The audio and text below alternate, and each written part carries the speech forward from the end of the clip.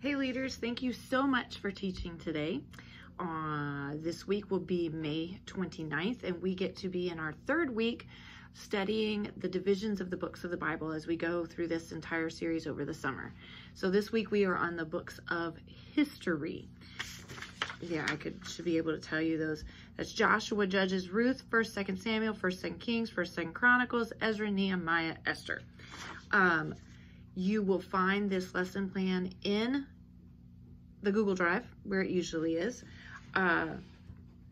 We will do a quick review of the books of the law or the Pentateuch, and then go straight into this following the skit that we'll get a couple of kids to read through together. Their lesson plan that's already written is really good on their kind of synopsis for each book of the Bible, each of these books. And it's talking about how in these books of history, the division of history, this is all about how well the people either obeyed God or didn't, and what the consequences either direction were. Synopsis on each book. Joshua tells how Joshua led the people into the promised land. Judges tells the story of men and women that God brought up to save the Israelites from their enemies. Ruth, love story. She's loyal to her mother-in-law Naomi. Goes on. Books of Samuel, Kings, and Chronicles are all about the kings, the human kings of Israel, and notes that King David is Ruth's great-grandson, so does a good job carrying that through.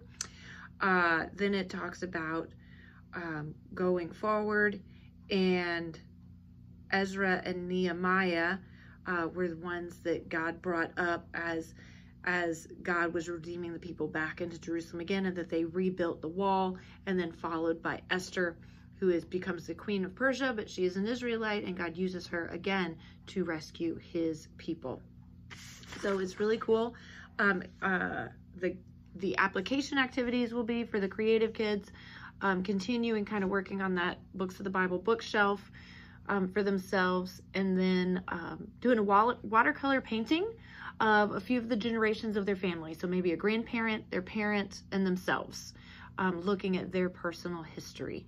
And then in the physical room, they will be playing history basketball, which means we are going to have one of those fancy Nerf basketball hoops, and they're going to stand with their back toward it because they're throwing backwards in time, and they're going to try to make their shot as their team is talking about the books of history.